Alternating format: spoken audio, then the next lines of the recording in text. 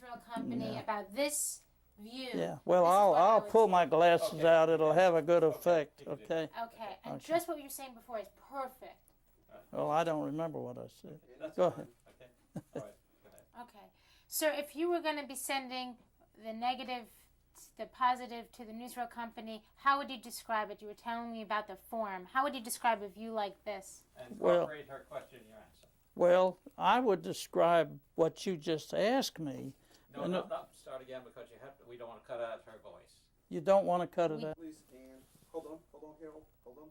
Take your hand off the glasses. Take your hand off the glasses. Look at the picture, and action. All right, now this picture made at Callaway Mills down at LaGrange. If I was to shoot some stuff here for the newsreel, I would first pick out all the different things that I know in order to make a buck that the newsreel would want. Here's a fella that's very animosity looking. He's glaring, and there's another one with his fist, and another one over here actually waving a club like if he got to me, he'd hit me with it. And that's what the newsreel wants. Now, when you send the raw negative exposed, you don't send it any otherwise except under special circumstances like we did with this particular thing. You send them the raw negative and you have one of their forms. You better have, or they're not going to buy it.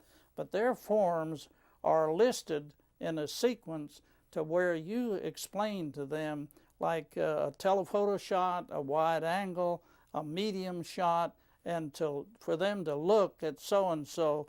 For instance, a person that's vicious, like this one waving the club, he is really a vicious-looking person, and that's what they're looking for. And there's another one you would list telephoto shots of union people, which they can spot because they're dressed different, and they immediately turn around from the camera. And you usually catch them turning around, so they know that.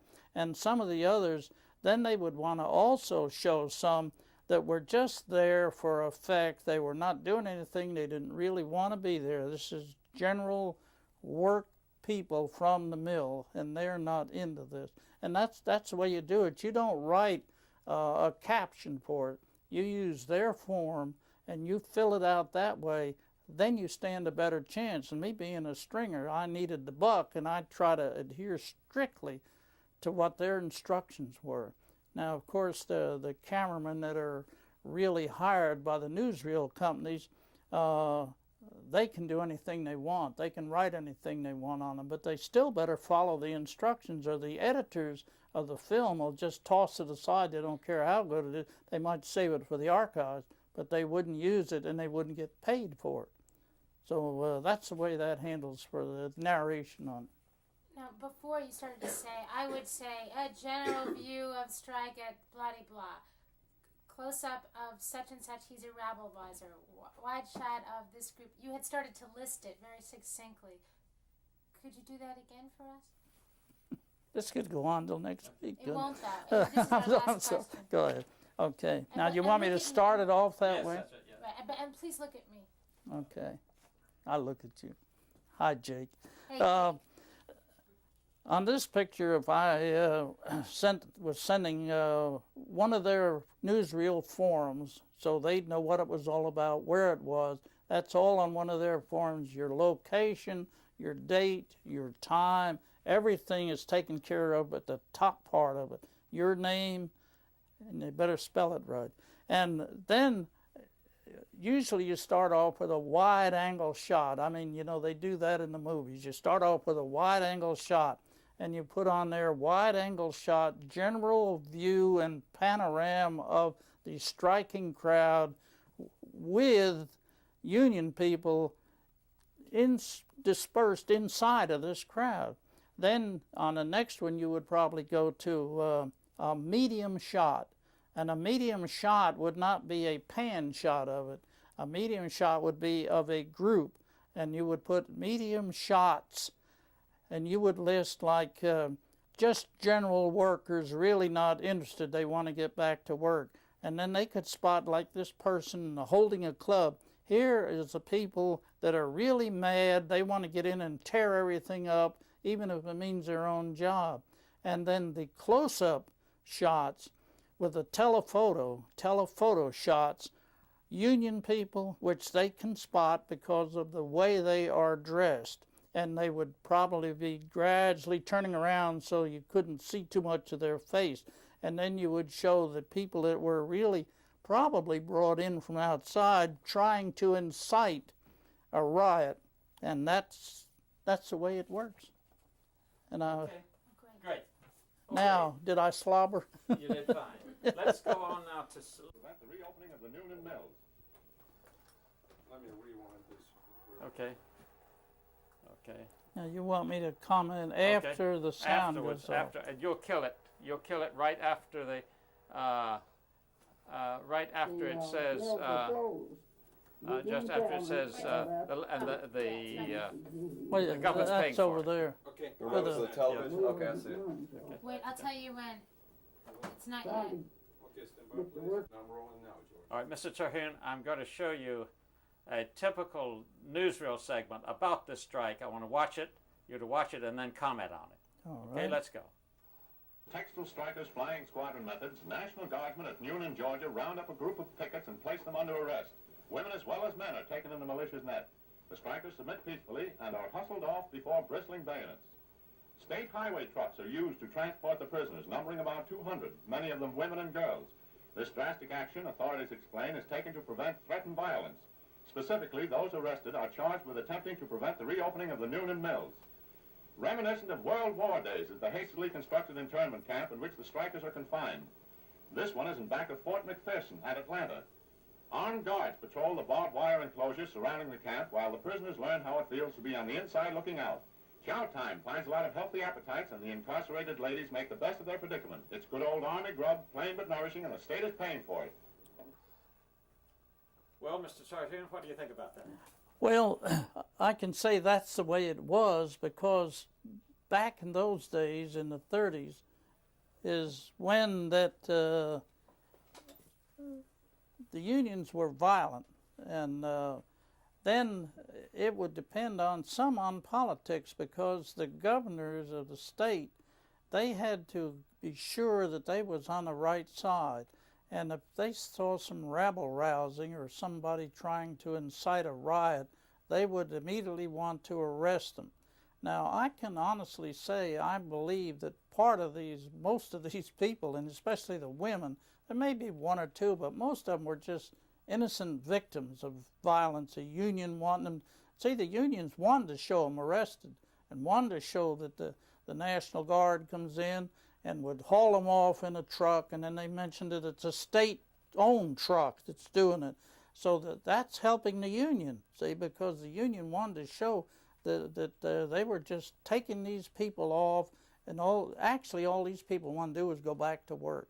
But the troops were there. They were called in, and they would have to have been called in by the governor. And then once the troops got in there, you get people who get a little authority, then they want to show their authority, and they start knocking people around. And that's what the union wanted. They wanted to show that these people that owned these mills and everything, although they were not that way, they wanted a peaceful settlement. They wanted to show that they were trying to just keep these people as slave labor, which they were not really doing. Did the union have any influence over the newsreels? As far as I know, the only way that I can answer that is that... I incorporated my question in your answer. Well, as far as the newsreels or the union having any influence on the newsreel, that's a pretty hard question to answer because there are a lot of newsreels, and I don't think they could influence the newsreels because there was too many back in that day, and those newsreels were fighting for their product to be on the screen because the major companies would not show a feature picture in most theaters unless they would show their newsreel, and that was always a big battle there. And the National Guard coming in there was something that really inflamed a lot of people. and it made a lot of people who were law-abiding citizens, they would get violent because they were mad, and they were mad at everybody because they were being used, they were being downplayed, and they were really the victims of circumstance, and the newsreels would eat it up. And of course, that's the way I made a buck now and then, was something like that, you know, a riot, a strike, or any major disaster. Whatever it was newsreel material. So that newsreel shows one side of it. It shows just one side of it. It doesn't show, and of course, still today, it's the same way. They never show the other side. And the other side has a right as well as what you see on the screen. And I would say that the cameraman there did a good job, but he probably did shoot some of the peaceful people, but the newsreel edited it out. That's the way they would do, but he had sense enough to do that. Now, I noticed that the narration made it look like a picnic, and the girls are seen being fed by the army and so forth. Do you think that the newsreel cameraman had an attitude that he was trying to make this look like it wasn't so tough on the strikers? Well, for a cameraman to try to slant a news reel in any way is difficult to do. Now, when I saw that scene just a minute ago, I immediately thought, why did they show this? Why would they show that sort of thing? Because these women sitting there were all innocent victims as far as I know. I would not have shot that. I would have shot probably some lady in tears, knowing that she was being mistreated. But to show them in an army atmosphere with handouts like they were prisoners of war, that's just a little unreal to me. I don't think the newsreel should have put that. That should have been edited out entirely, because you do have to show both sides of it, but do not, like you know, at the strike at the Callaway Mills at LaGrange, when I told you what I shot there, I shot some people who did not want to participate. They were against it. You have both sides there. And it's the same in this newsreel. They just showed, and I noticed they were all close-up shots, really, or medium shots. They didn't show any of the people outside of it at all, which they should have. They would probably have picked up a lot of people who resented the National Guard being in there, the Army, or whatever it was. They should not have been in there in the first place. That was a political gesture. That was strictly political. And of course the newsreel would just eat it up. Okay, I'm going to go back and I want you to look at it once again, and we better fix his sound cable. Okay, and we cut. Camera is rolling, and Adopting the Textile Strikers flying squadron methods, National Guardsmen at Newnan, Georgia round up a group of pickets and place them under arrest. Women as well as men are taken in the militia's net. The strikers submit peacefully and are hustled off before bristling bayonets. State highway trucks are used to transport the prisoners, numbering about 200, many of them women and girls. This drastic action, authorities explain, is taken to prevent threatened violence. Specifically, those arrested are charged with attempting to prevent the reopening of the Newnan Mills. Reminiscent of World War days is the hastily constructed internment camp in which the strikers are confined. This one is in back of Fort McPherson at Atlanta. Armed guards patrol the barbed wire enclosure surrounding the camp while the prisoners learn how it feels to be on the inside looking out. Chow time finds a lot of healthy appetites, and the incarcerated ladies make the best of their predicament. It's good old Army grub, plain but nourishing, and the state is paying for it.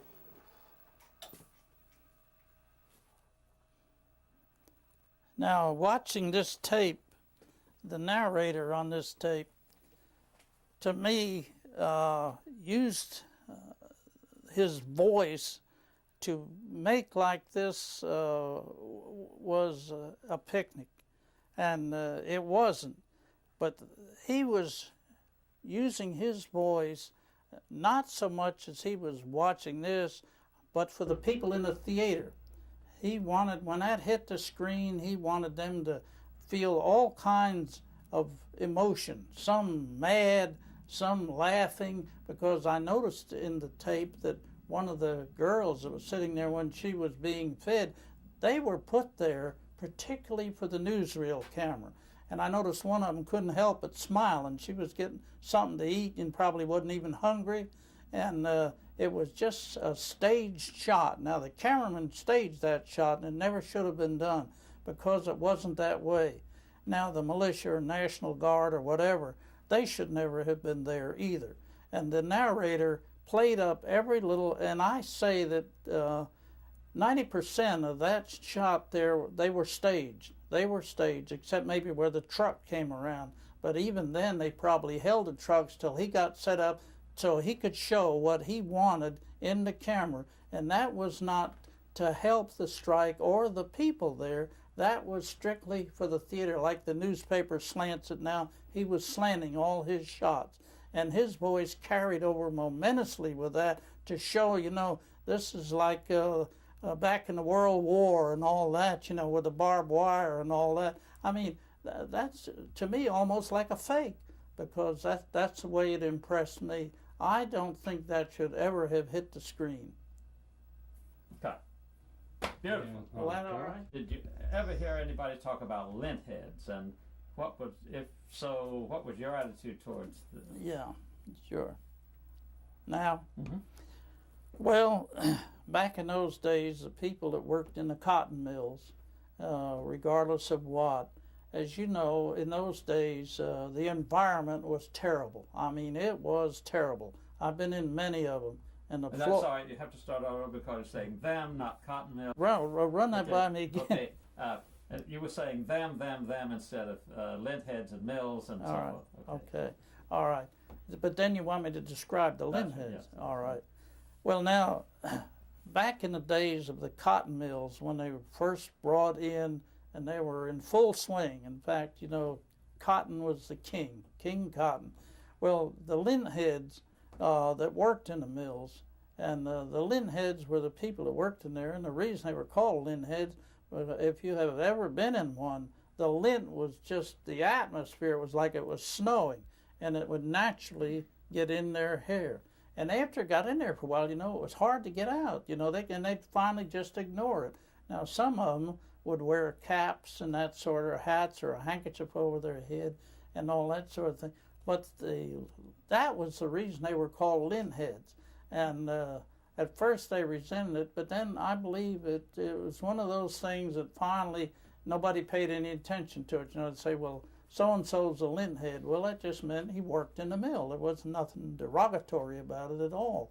And the mills, the environment was really bad because the air circulation was bad. They just had windows all the way around. And I'm sure you would recall that you'd drive by one that was just a mass of windows and they'd be open. Maybe where some of the preferred workers worked, there would be a fan that would blow in a little bit, but it didn't do any good. And the people that worked there felt like zombies, I believe. They really felt that way because they were trying to get ahead, but there was no chance for advancement, none whatsoever. You get in that, and of course, I'm sure it affected their lungs tremendously. Cancer would come up, and breathing, the respiratory system would just be all out of whack. And to me, it was always, now I've been through many of those mills, and to me, it was sad. It was sad because management cared for the almighty buck, and that's the way it was. Now, I'm sure some of them didn't maybe, but most of them did, and they probably did the best they could with the machinery they had, but they were not too much on safety or the environment for air circulation or any of that sort of thing. And of course, that stuff went out into the atmosphere. You know, you could see it coming out of the windows. So it was kind of a sad part of that era. Were you ever hired to make stills or films in the mills? Yes, I was hired to make some films in several of the mills. In fact, the ones out at Clarkston, Georgia, the other side of Decatur. Now, those people out there were, I would say, sort of top-notch, trying to show the workers that they were trying to care for them. because they did not stage any shots. They'd say, we need a shot showing these people working. And you would just set up your camera wherever you could get the best angle. You make a wide or medium or a close-up, but you could see the lint coming around. They did not try to hide anything. And would show them on their picnics. They'd give them a picnic every year, and we'd go shoot that for them and everything. And then we'd put the voice on it later. And what they would do, and it was sort of a public relations thing, you'd show as many people as you could. And you know, when you try to do that, if you leave one out, your name is mud. So, but then when they finished the narration on, would be calling these people by their first name. And you would have the manager or one of the vice presidents or something actually doing the narration because they related to him. And that was one of the main reasons that they would do this.